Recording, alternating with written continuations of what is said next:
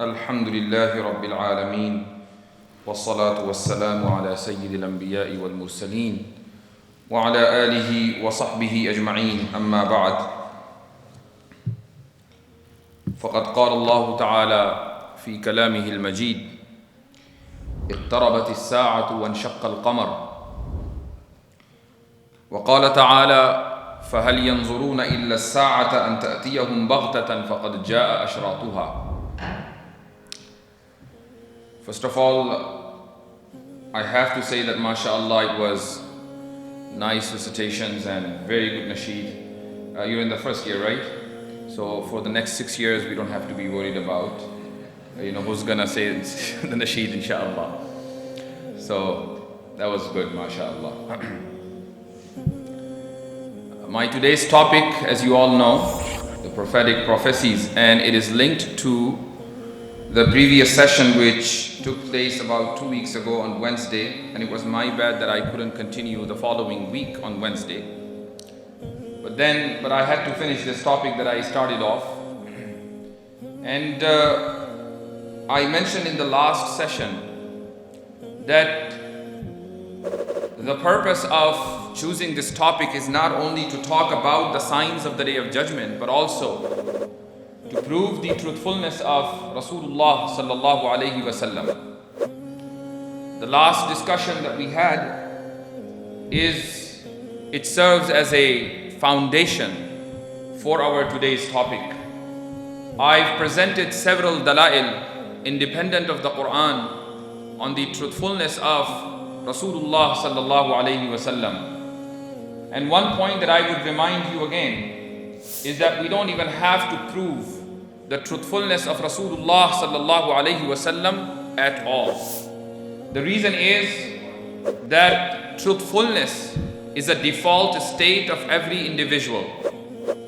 Lying is what defeats the default state. So you don't have to prove anything that is by default there. You have to prove something if it violates the status quo. Every single person is a truthful. If you have to prove, you have to prove otherwise. So those who claim that Rasulullah sallallahu alaihi wasallam was not truthful, the responsibility to present arguments is upon them. They have to present at least a single incident in which Rasulullah sallallahu alaihi wasallam is proven that he was lying. Yet, out of courtesy and doing a favor upon our audience, if you want, you can give arguments upon arguments. Last time I think I covered approximately 12 or 13 arguments, but we'll move on today inshallah. They are the signs of the Day of Judgment. They're all prophecies of Rasulullah sallallahu alaihi wasallam. And Anbiya alayhimus salatu wassalam, all Anbiya alayhimus salatu wassalam, they used to warn their people, their followers about the Day of Judgment, and they would tell them different signs. For them, the most important sign was the bi'tha and the birth of Rasulullah alayhi salatu wassalam, because they knew that the last messenger has to come before the Day of Judgment is established. So they would remind their followers that wait for the last messenger. Keep an eye. Make sure that you find him if he is in your time. Make sure that you believe in him if you find him in your time. So every Nabi would remind his followers about the signs of the Day of Judgment.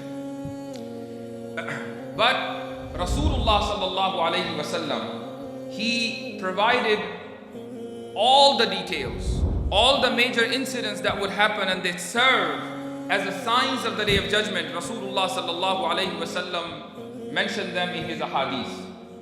Though no one knows other than Allah what is the exact time of the Day of Judgment. The Quran is clear about it. The Quran says that inna Allah indahu ilmus sa'ah. Inna Allah indahu, only Allah. The Quran doesn't say inna indallahi ilmus sa'ah. The Quran does not say that. Because if Quran had said this, inna indallahi ilmus sa'ah, it means that Allah has the knowledge of the day of judgment, but others may also have that knowledge. No, Quran says, Inna Allaha indahu. The indahu comes first. It means only Allah has the sign, it has the knowledge of the day of judgment, and no one else. Even Rasulullah sallallahu alayhi wasallam did not know when the day of judgment will come exactly. However, he taught his companions so many signs and so many alamat. There is a hadith, Rasulullah sallallahu alayhi wasallam, and it's narrated by Abu Zayd radiyallahu anhu. He says that one day Rasulullah sallallahu alayhi wasallam led us in Salatul Fajr. Salla bina Salat al-Fajr. فَصَعِدَ الْمِنْبَرَ وَخَطَبَنَا. And then he went up to the minbar and he started giving a speech. And he was giving this speech حَتَّى حَضَرَتْ صَلَاةُ الظُّهْرِ, until the Zuhr time started. And then he فَنَزَلَ مِنَ الْمِنْبَرِ وَصَلَّى بِنَا فِي صَلَاةِ الظُّهْرِ. He came down from the minbar and then he led us in Salatul Zuhr. And after Salatul Zuhr, فَصَعِدَ الْمِنْبَرَ وَخَطَبَنَا حَتَّى حَضَرَ الصَّلَاةُ الْعَصْرِ. So his speech continued after Zuhr till Asr. Then after Asr he started giving his speech again. حَتَّى غَرُبَتِ الشَّمْسِ. That sunset happened. Imagine, the speech started after Fajr and the speech continued till Maghrib, and the people remained seated there. People remained seated there, and Rasulullah sallallahu alayhi wasallam was taking break for Salah only. But because it was not advertised, Rasulullah sallallahu alayhi wasallam would never advertise his speeches that I'm going to talk about this issue tomorrow. So everyone would just join and would see Rasulullah sallallahu alaihi wasallam is talking, they would remain seated there. They would never leave him. Abu Zayd radiyallahu anh says that فَأَخْبَرَنَا بِمَا كَانَ وَبِمَا هُوَ كَائِنٌ. Rasulullah sallallahu alaihi wasallam told us all those major incidents that had happened in the past and informed us about all the major incidents that will happen in the future. Because if the speech will continue from Fajr to Maghrib, then all the major incidents would have been easily covered. And then Abu Zayd radiyallahu anh says that فَأَعْلَمُنَا أَحْفَظُنَا. The one who is more knowledgeable is among us, the companions, is the one who memorizes that speech the most. Because this speech is the source of knowledge alone. So anyone who memorizes the speech the most, he is the most knowledgeable among us. Huzaifa ibn al-Yaman radiyallahu anhu, who has expertise in this field, the signs of the Day of Judgment, he says that I was also there. But some of us we forgot some of those content of the speech, and some of us were able to retain that information. And then Huzaifa radiyallahu anhu says that every time an incident happens now, and because I was among the participants and I heard Rasulullah sallallahu alaihi wasallam talking about that incident, I quickly remember, oh yeah, this is the thing that Rasulullah sallallahu alaihi wasallam talked about. And he gives an example. Imagine if you meet a person and after several years you see him, then you recognize his face. You say, yeah, I met this guy because you saw him a few years ago. Huzaifa ibn al-Yaman radiyallahu anhu says that every time I see an incident that Rasulullah sallallahu alaihi wasallam talked about in his speech, it reminds me that yes, this is the incident that Rasulullah sallallahu alaihi wasallam talked about. That's how much details Rasulullah alayhi salatu wasalam provided to his ummah. But many times we see, and there are a lot of people, especially some of these individuals who are well known about their passion regarding this topic, the signs of the Day of Judgment. And they have a lot of videos. And they have a lot of videos on YouTube. And you will find them, sometimes they present or some type of information that contradicts the ahadith. We see that there is a contradiction in the ahadith related to the signs of the Day of Judgment.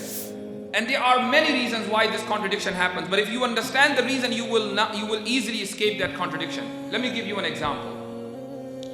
The example is that Rasulullah sallallahu alayhi wasallam said in a hadith that لا تزال طائفة من أمتي قائمين على الحق ظاهرين إلى يوم القيامة. That a group of my ummah will continue to hold on the truth and they will remain overcome ظاهرين إلى يوم القيامة till the Day of Judgment. So there will always be a group, ta'ifa. Rasulullah ﷺ is not saying the entire ummah will be on the right track. Rasulullah ﷺ is not saying that the entire ummah will be on the haqq, on the truth. He's saying a group of my ummah. It means there will be a very small minority in comparison with the majority of the ummah that will be holding on the truth. But this minority will survive till the day of judgment. This hadith tells us that this group of Muslims will remain and will witness the day of judgment. That's what it looks like. There is another hadith. Rasulullah sallallahu alayhi wa sallam says that لا تقوم الساعة حتى يقال في الأرض الله الله. That the day of judgment will not be established until people will be saying Allah Allah. What does that mean? As long as there will be a believer in this earth, then Allah Azza wa Jal will not allow the day of judgment to be established. The Qiyamah will be established on atheists, those who deny the existence of God. So every single human being in this planet will become an atheist, and that's when the day of judgment will become established. Now one wonders that from one hadith, it looks like that minority of ummah will be holding on to the truth till the day of judgment. And from the second hadith, it looks like that nobody will be believing in Allah, and then the day of judgment will be established. So it looks like there is a contradiction between two hadith. But if you investigate all the chains of transmissions of this hadith, you will find the answer. The hadith, the first one, in which Rasulullah ﷺ says that a group will remain on the truth till the day of judgment. Another tariq, another chain of transmission of the same hadith says, Hatta yanzila Isa ibn Maryam. The word as-sa'a, which means the day of judgment, sometimes is used for big event. And Isa alayhi salatu wasalam's coming back is one of the biggest events that will take place in the history of mankind. That's why Rasulullah ﷺ used the word as-sa'a, because the word as-sa'a is used for big event as well as it is used for the day of judgment. So this minority in the Muslim Ummah will remain holding on to the truth till the nuzul of Isa ibn Maryam alayhi salatu wassalam. So no contradiction. So many times we see contradictions in a hadith, but we need to understand how to solve it. More importantly, we need to learn today what are some of the major signs of the day of judgment that have already become true, so that they serve as an evidence on the truthfulness of Rasulullah alayhi salatu wasalam. There are three categories of the signs of the day of judgment. The first category is called al-alamatul qariba. The second category is called al-alamatul mutawassita. And the third category is called al-alamatul ba'ida. The Quran talks about some of the al-alamatul qariba. Qarib means near. So those signs that will take place very close to the day of judgment, and we have not witnessed any one of them. The world is waiting, and those signs have to take place. And they are, some ulama say 7, some say up to 9. Al-alamatul ba'ida are those signs that have already taken place way before our time. They're all al-alamatul ba'ida. Ba'id means far. And there are many of such signs. For example, Allah subhanahu wa ta'ala says, اقتربت الساعة وانشق القمر. The moon has split into two. So inshiqaqul qamar, the mu'jiza of splitting of the moon, is one of the signs of the day of judgment. How do we know that? Because Allah is saying right before this word, this ayah, اقتربت الساعة. The sa'a, the hour, the day of judgment has come near. How do we know it has come near? Because the moon has split into two. So splitting of the moon that took place during the time of Rasulullah sallallahu alaihi wasallam is one of the signs of the day of judgment.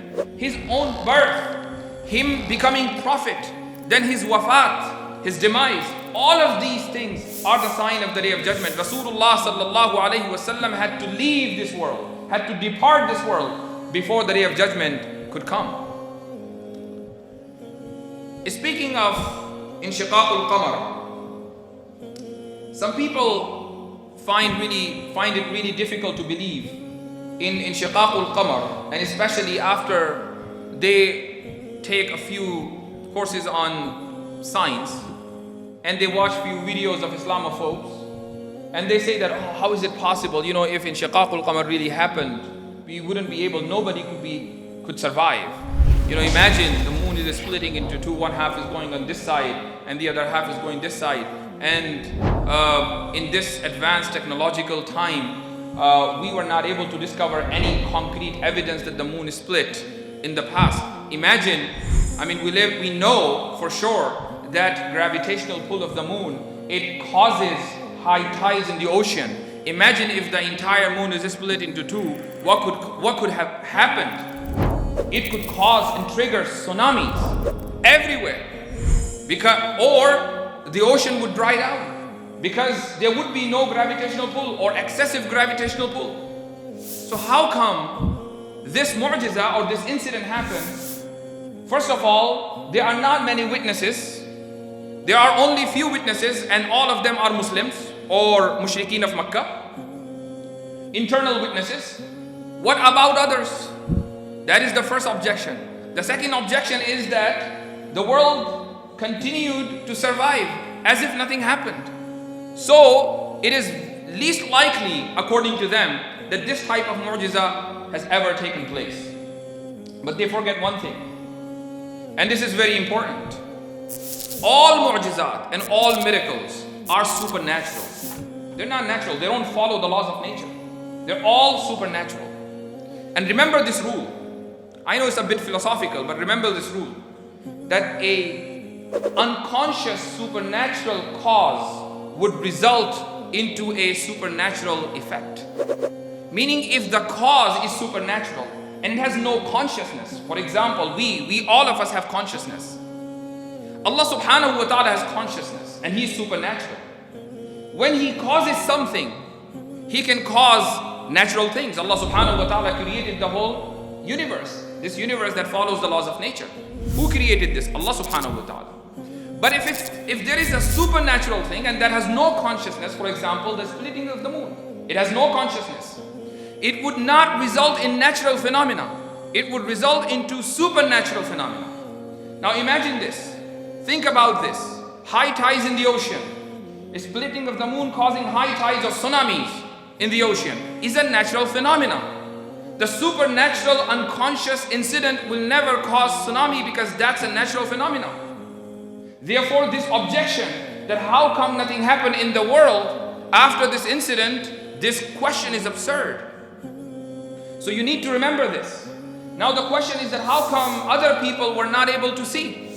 First of all, there were other people who were able to see it. For example, in British India Library, there is a document, and it's a manuscript.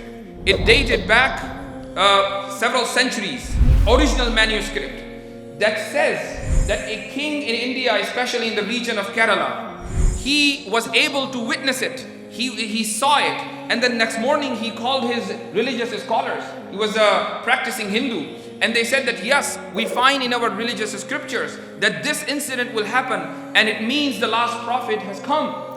So this king he appointed his son on the throne, and he himself went to meet Rasulullah sallallahu alaihi wasallam. The name of this king is Cheraman. When he came back to India, Kerala, he built the first masjid in India, which is situated in Kerala, which was built in 626 AD. Rasulullah ﷺ passed away in the year 630. So in the life of Rasulullah ﷺ, this masjid was built in Kerala. And I visited this masjid. So it's there, mashallah, properly preserved. So the point is that other people were able to witness this. So this claim that nobody witnessed it is false. But that's only one sign of the Day of Judgment that took place during the time of Rasulullah sallallahu alaihi wasallam. There were few alamat ba'ida, far distant, that took place after the demise of Rasulullah sallallahu alaihi wasallam, several centuries after Rasulullah sallallahu alaihi wasallam's wafat. For example, Fitnatut Tatar. This took place in the year 656 after Hijrah. 656 years later. Rasulullah sallallahu alayhi wasallam said in a hadith that لا تقوم الساعة حتى تقاتل الأتراك or حتى تقاتل الترك. And Rasulullah sallallahu alayhi wasallam provided their descriptions: صغار الأعين حمر الوجوه وفي رواية يلبسون الشعر. Who are Turks? Rasulullah sallallahu alayhi wasallam said that you will not, the Qiyamah, the day of judgment, will not be established until you fight the Turks. Who are Turks? People who live in Turkey? No. Turks are all Eurasian people. People from Turkestan, Uyghur. People from Tajikistan, Uzbekistan. I know some Uzbek brothers are here. They caused a lot of problem in the past. But mashallah, they are very genuine Muslims. Allah subhanahu wa ta'ala bestowed iman upon them. In the year 656, these Turks attacked the Islamic world, assassinated the Khalifa Mustasim. Imagine the Khalifa had lost his life. Baghdad was under control of these Tatars. And Rasulullah sallallahu alayhi wasallam had predicted about this incident 656 years before it took place, that the day of judgment will not take place until this happened. And it happened. How did Rasulullah sallallahu alayhi wasallam know if he was not the prophet of Allah? If he was not a truthful individual, how did he know that this incident will take place? The only way he could know, that Allah subhanahu wa ta'ala informed him. Another sign of the day of judgment that took place 2 years prior to this incident, in the year 654 on Friday, Rasulullah sallallahu alayhi wasallam says that لا تقوم الساعة حتى تخرج النار من أرض الحجاز, that the day of judgment will not be established until a fire will erupt in Hijaz. And he says that تضيء أعناق الإبل ببصرى. Busra is a town which is closer to Damascus. It's about 48 miles in south of Damascus. Rasulullah ﷺ said that people in that town will see at night when it's dark the necks of their camels, that there will be brightness on their necks because of that fire which will erupt in Hijaz. It means it will be a massive fire. According to a narration of Umar ibn al-Khattab radiyallahu anhu, Rasulullah sallallahu alayhi wasallam says that لا تقوم الساعة, talking about the same fire, لا تقوم الساعة حتى يزيل واد من وادي الأودية الحجاز بالنار. A valley of Hijaz will have fire flowing. It will be flowing like water. So this incident happened? Yes, in the year 654. Giants of the Ummah, such as Imam Nawawi rahimahullah was alive. Many people, they are eyewitnesses of this incident. There was a volcano eruption closer to Medina. So the lava erupted from this mountain, and it continued to come out of the mountain for 52 days. And it covered hundreds of square miles. And because they didn't have light pollution at that time, so imagine if 100 of square mile area is covered with fire, then people far distance will be able to see something is bright in the sky. So you can see that anytime. If you go to a forest away from the city, and then you see the city is on one side, you will see that the sky on the top of the city is bright. So in Al-Bidayah wa Nihaya, Imam Ibn Kathir rahimahullah, he reports, he heard this story from his friend whose name is Al-Qadi Sadruddin, Qadi al-Qudat. He was the Chief Justice of Damascus. He said that my father was informed by a Bedouin. A Bedouin came to my father, and he said that when that massive fire erupted in Hijaz, one night we were able to see the necks of our camels when it was fully dark because of that massive fire. So imagine, Rasulullah ﷺ, he predicted three things. The first thing is that there will be a massive fire in Hijaz, and it happened. Rasulullah ﷺ said that this fire will be flowing, and it happened because it was lava. He said that people in Busra will be able to see the necks of their camels, and they were able to see their camels. So these three things were predicted in the hadith. 654 years later, all these three things became true. Rasulullah ﷺ could not know this. There was no way Rasulullah ﷺ could know this without Allah subhanahu wa ta'ala telling him. So these are two major incidents that took place after Rasulullah ﷺ's wafat, and both of them are listed under al-alamatul ba'ida. As for al-alamatul mutawassita means the middle ones. These are the signs of the Day of Judgment that have begun already. We are witnessing them, but they haven't reached their climax yet. They will reach eventually. For example, a famous hadith.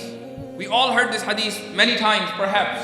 Many of you have heard this hadith. Rasulullah sallallahu alayhi wasallam said that an talid al-amatu rabbataha. Jibreel came to Rasulullah sallallahu alayhi wasallam and he said, Ya Rasulullah, when is the Day of Judgment? And Rasulullah sallallahu alayhi wasallam said that mal mas'ulu anha bi'alama min as-sa'il. Just like you have no knowledge about the Day of Judgment, I have no knowledge either. Okay, what are the signs of the Day of Judgment? وَمَا إِيَا مَارَاتُهَا. So Rasulullah ﷺ says that أَن تَلِدَ الْأَمَةُ رَبَّتَهَا. A slave girl will give birth to her masters. What does that mean? There are many interpretations of the hadith, but one of those interpretations that I think is the best is that daughters will become disobedient to their mothers. Usually daughters are very close to their parents, their mother and their father. It's the son who usually becomes disobedient, who doesn't listen to his parents. Daughters usually follow the commands. But towards the end of the time, more and more girls will come out opposing their own parents publicly. And تَلِدَ الْأَمَةُ رَبَّتَهَا. There are many girls, they don't listen to their parents. So the thing has begun. It has begun. It didn't reach its climax yet. Then Rasulullah sallallahu alayhi wasallam said, وَأَن تَرَى الْحُفَاةَ الْعُرَاةَ الْعَالَةَ يَتَطَاوَلُونَ فِي الْبُنْيَانِ. That you will see people who have no shoes, people who have no clothes, the shepherds of flocks of sheep and camels. They will be competing with each other in building high rises. You go to Dubai, you go to Qatar, you go to Saudi. All of these people, if you look at their past, they were shepherds. They didn't have anything. They literally had nothing. They didn't have shoes, they didn't have proper clothing. They were very poor. And today if you go to Dubai, يَتَطَاوَلُونَ فِي الْبُنْيَانِ. High rises, you will see that they are competing in fact they defeated everybody. Now they're competing with each other. The next high rise is going to be in Jeddah. So Rasulullah ﷺ predicted this, and it's happening. We're witnessing it in our time. Rasulullah sallallahu alayhi wasallam also said that young men and women will rule the tribe. So the leaders will become young. You go to Saudi, who's ruling? A very young person who's in his 30s. You go to Finland, who's the prime minister? A woman in her 30s. You go to New Zealand, who's ruling? A woman who just turned 40. Young people are now ruling their countries. It's happening and we're witnessing it. Rasulullah sallallahu alayhi wasallam said in another hadith, وَأَن يُكْثَرَ الشُّرَطِ. There will be a lot of policing. The country that we live in is a police state. Everywhere surveillance. Whether you have a phone, surveillance on your phone, you have cameras, wherever you go, you are on their radar. وَأَن يُكْثَرَ الشُّرَطِ. So we are witnessing those times. Rasulullah sallallahu alayhi wasallam could not know this at all by himself without Allah subhanahu wa ta'ala informing him. Another hadith, Rasulullah sallallahu alayhi wasallam says that women, wives, will participate in her husband's business. What does that mean? There will be 2 jobs per household. The man will work, the woman will work. The husband and wife, they both will work. I'm not saying that it is haram for a woman to work, but it was unheard of during the time of Rasulullah sallallahu alaihi wasallam. In Islam, it's man's responsibility to provide for his family. But today the trend is that people think that we need to have 2 jobs. That's the only way we can survive. The woman has to go out and work. And this is one of the signs of the Day of Judgment that Rasulullah ﷺ mentioned. And this is the byproduct of liberalism. This is the byproduct of this concept of equality. That since men and women are equal, therefore if the man goes out every morning to make money, the woman should also go out to make money. So Rasulullah sallallahu alayhi wasallam has predicted this trend that we are witnessing in our time. In another hadith, Rasulullah sallallahu alayhi wa sallam says, يَلْعَنُ آخِرُ هَذِهِ الْأُمَّةِ أَوَّلَهَا. The akhir of this ummah, people who will come in the future, they will start cursing the people of the past. You see a lot of people, they curse Sahaba radiyallahu anhum, they curse Amirul Mu'mineen Muawiyah radiyallahu anhu, and they curse on the other side Ali ibn Abi Talib and Sayyidina Hassan and Hussein radiyallahu anhum, as if these Sahaba radiyallahu anhum had no contribution and they were just fighting for their worldly interest. So these incidents are happening in a massive number. They cannot go unnoticed. They cannot go unheard. Unless if you close yourself in the room, you lock yourself in the room and you never come out, and you have no device, you have no worldly connection, then you can say, well, I don't know any of these things. But if you are connected to the outside world, you know that all of these things are happening. They have begun. Yes, they may not, some of these things may have not reached their climax, but one day they will, because they are the signs of the Day of Judgment. The Day of Judgment will never be established without all of these things becoming fulfilled to their maximum capacity. As for al-alamatul qariba, those alamat, they are very close to the Day of Judgment. None of them has happened yet, but they have to happen. For example, Mahdi will have to come out. Isa alayhi salatu wassalam will come down. Dajjal will come out. Yajuj and Majuj. A massive fire from Yemen. The massive fire from Hijaz has already taken place. There will be another massive fire from Yemen. It will drive people to the north. And Tulu' al-Shamsi min al-Maghrib, the sun will rise from the west. So Dabbatul Ard. These are some major signs of the Day of Judgment. And when all of these signs will have taken place, the Day of Judgment will come anytime. The Day of Judgment will strike anytime. People will be busy in their day-to-day chores, and suddenly the Day of Judgment will begin. Allah subhanahu wa ta'ala says, talking about that day and the horror of that day, that يَوْمَ تَرَوْنَهَا كُلَّ مُرْضِعَةٍ تَذْهَلُ كُلُّ مُرْضِعَةٍ عَمَّا أَرْضَعَتْ وَتَضَعُ كُلُّ ذَاتِ حَمْلٍ حَمْلَهَا وَتَرَى النَّاسَ السُّكَارَى وَمَا هُمْ بِسُكَارَى. That day you will see a murdi'a, breastfeeding woman, will ignore her child because of the horror of that day. That day you will see a pregnant woman will lose her child. She will have miscarriage out of horror and fear.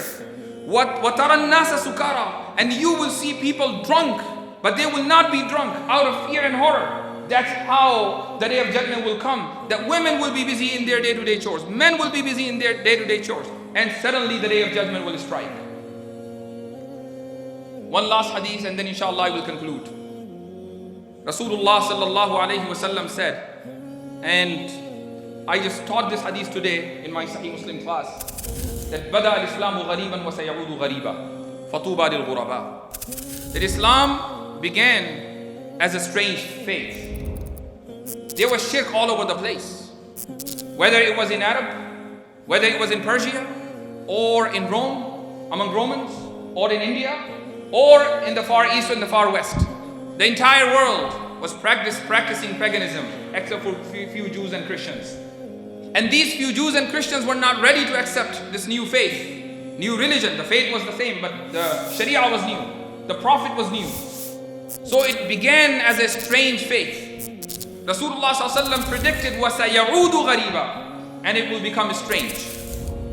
That just like there were only few people talking about Islam, talking about the truth, there would be only few people left talking about Islam and the truth. فَطُوبَى لِلْغُرَبَى. فَطُوبَى لِلْغُرَبَى. Glad tidings to those who will be holding the truth in that time, in that troubling time, when there will be naming and shaming all over from all sides. When you will be branded as terrorists, when you will be branded as radicals, when you will be branded as fundamentals, when you will be branded that you are backward because you don't like liberal ideas, because you don't like capitalistic ideas, because you don't want to live just like everyone else is living, because you oppose transgenderism, because you oppose the fitna of LGBT, because you oppose all the modern trends, because you oppose the woke culture.